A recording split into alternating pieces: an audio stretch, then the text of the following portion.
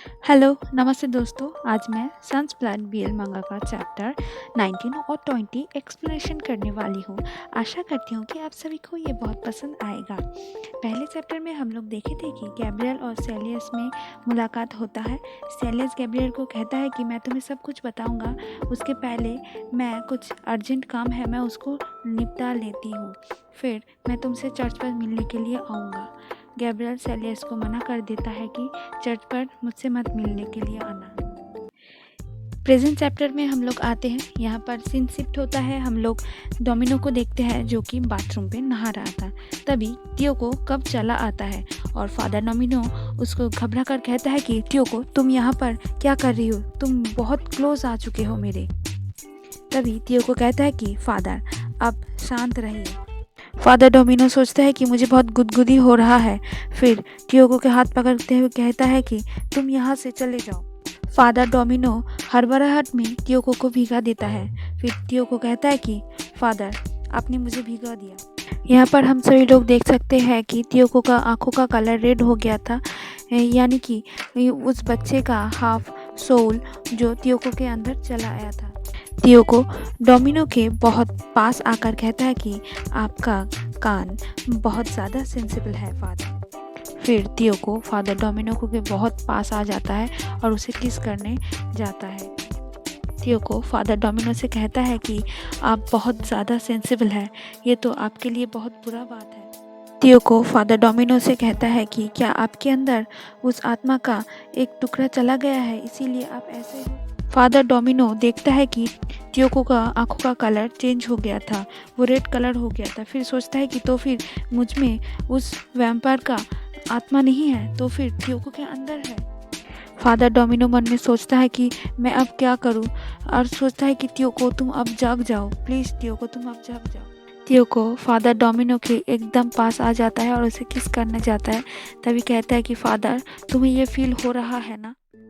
Father domino सोचता है कि टियोको को रोकना होगा, मगर मैं क्या करूं, मेरा पास और कुछ भी चारा नहीं है। फिर वो एक भारी कुछ लेकर टियोको के सर पे पटक देता है और टियोको तभी वहाँ पर ही बेहोश हो जाता है। फादर डोमिनो सोचता है कि थैंक यू भगवान, मैं बच गई। फिर डोमिनो टियोको को गोदी में उठाकर बेड पर लेटा देता है। फिर वो देखता है कि पास में ही एक रस्सी पड़ा हुआ है और उस रस्सी से डोमिनो टियोको को बांध देता है। फादर डोमिनो इतना परेशान हो गया था कि वो सोच रहा था कि क्यों हो रहा है मेरे साथ ये, और कब लीजा आएगा। तभी हम लोग देखते हैं कि बेड पर लेटा हुआ टियोको तभी आंखें खोल लेता है। सीन शिफ्ट होता है। हम लोग देखते हैं कि गैब्रियल अपने घर में बैठकर कुछ सोच रहा था कि पोलो क्यों नहीं आ रहा है, क्या वो कुछ प्लान कर रहा है इस फेस्टिवल पे, क्या प्लान कर रहा है। गैब्रियल मन में सोचता है कि मैं बहुत खुश हूँ कि वो आज नहीं आया, मगर मैं बहुत चिंतित भी हूँ। तभी हम लोग देखते हैं कि सेलियस का वही पप्पी गैब्रियल को बुलाने के लिए आता है। गैब्रियल का हाथ पकड़ते हुए ले जाता है बाहर की तरफ। गैब्रियल उस पप्पी से कहता है कि तुम मुझे कहाँ पर लेकर जा रहे हो, क्या सेलियस तुम्हें यहाँ पर भेजा है। गैब्रियल उस पप्पी से कहता है कि तुम बहुत स्मार्ट हो पप्पी। गैब्रियल उस पप्पी के साथ आते आते देखता है कि सेलियस बाहर ही खड़ा हुआ था, उसके इंतजार कर रहा था। सेलियस गैब्रियल को कहता है कि गैब्रियल तुम्हें मेरा ये पप्पी बहुत पसंद करता है। गैब्रियल कहता है कि मेरे लिए ये बहुत सौभाग्य की बात है। सेलियस गैब्रियल से कहता है कि तुमने कहा था कि मैं तुम्हें चर्च पर नहीं मिलने आ सकती, इसीलिए मैंने मेरे फ्रेंड को तुम्हारे पास भेजा था और तुम यहाँ पर आई, मुझे बहुत अच्छा लग रहा है। गैब्रियल सेलियस को कहता है कि इस पपी का नाम क्या है। सेलियस कहता है कि इसका नाम है द किंग ऑफ डिस्ट्रक्शन रस्की कैंगनंती रोमानोव निकोलास III।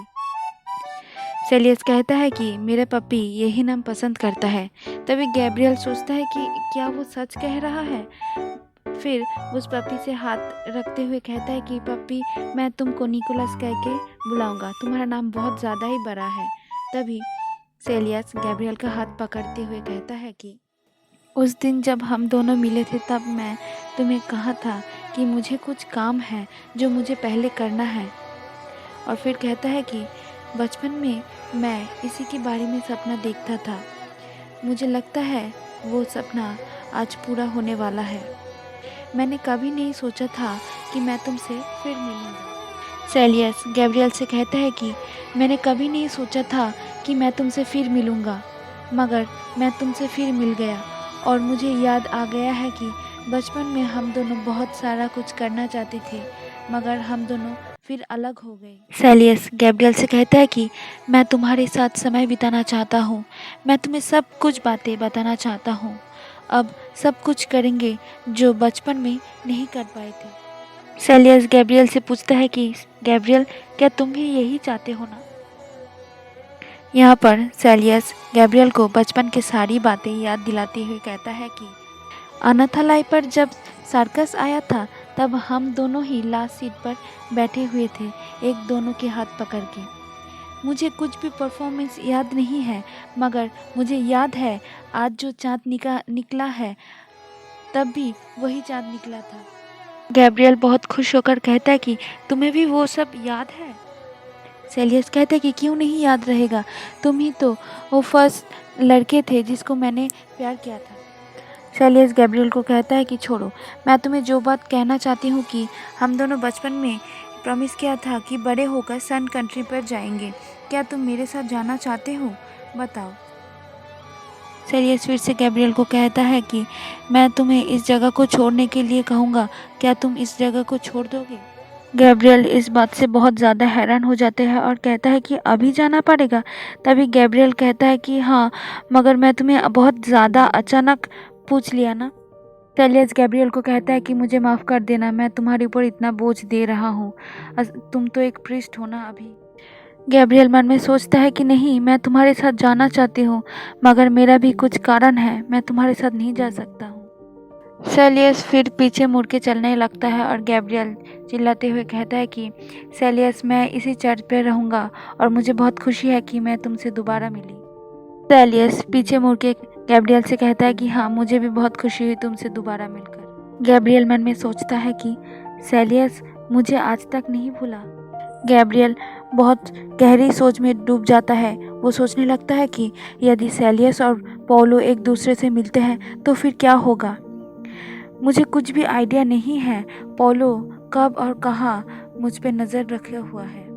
गैब्रियल सोचता है कि पौलो मुझे कंट्रोल करता है, मुझे इल्यूशंस दिखाता है, मैं जो देखना चाहता हूँ, मगर मुझे नहीं लगता है कि वो मेरा मेमोरीज को पढ़ सकता है। गैब्रियल सोचता है कि यदि सेलियस पौलो को ढूंढ लेता है और पौलो से सेलियस जॉब ले लेता है, इसके पहले मुझे कुछ करना चाहिए। मैं सेलियस को नहीं भूल सकता हूँ, मुझे कुछ करना चाहिए। गैब्रियल चर्च के बाहर खड़े होकर सोचता है कि मैं जो कुछ भी सहा हूँ, मैं सेलियस को इससे नहीं जाने दूंगा, ये सब नहीं सहने दूंगा। गैब्रियल मन में सोचते हुए चलता है कि मुझे ऐसे तैसे करके सेलियस को हेल्प करना ही पड़ेगा। फिर गैब्रियल सोचता है कि पौलो से मैं तुम्हें प्रोटेक्ट करके ही रहूँगा। फिर सीन शिफ्ट होता है। हम लोग यहाँ पर देखते हैं कि तियोको को रस्सी से बांधकर एक बेड पर लेटा दिया जाता है और फादर डोमिनो एक सोफ़ा पर बैठकर सो रहा था। तभी तियोको का नींद खुल जाता है और वो कुछ ऐसा करता है कि फादर डोमिनो हवा में उड़ने लगता है और फादर डोमिनो बहुत डर जाता है इससे। तभी लीज़ा आ जाता है। आते ही वो तियोको के ऊपर वेयरवुल्फ का ब्लड छिड़क देता है और तियोको बहुत गुस्से से कहता है कि तो फिर तुम वेयरवुल्फ का ब्लड लेने के लिए गए थे बाहर। फादर डोमिनो लीज़ा से पूछता है कि इससे क्या तियोको ठीक हो जाएगा। भी हम लोग देखते हैं कि तियोको के मुंह से बहुत सारा ब्लड निकलने लगता है और वो फादर डोमिनो कहता है कि इससे तियोको को कुछ नहीं होगा ना। लीज़ा बहुत गंभीर होकर कहता है कि तियोको एक वैम्पायर हंटर है, तो वो नहीं घबराएगा, उसे पता है उसे क्या करना है।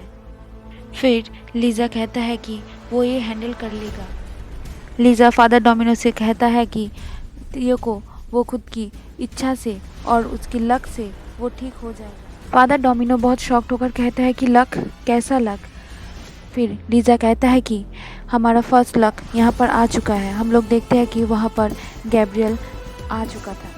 लीज़ा कहता है कि फादर गैब्रियल ने बहुत कुछ सहा है, बहुत कुछ ह्यूमिलेशन सहा है, इसीलिए वो अपने माइंड चेंज कर लिया है। हम लोग उसे पकड़ना चाहते हैं और पॉलो को पकड़ने के लिए फादर गैब्रियल को चारा की तरह इस्तेमाल करेंगे। चैप्टर यहीं पर ही ख़त्म होता है। फिर मिलेंगे। Tata, bye bye.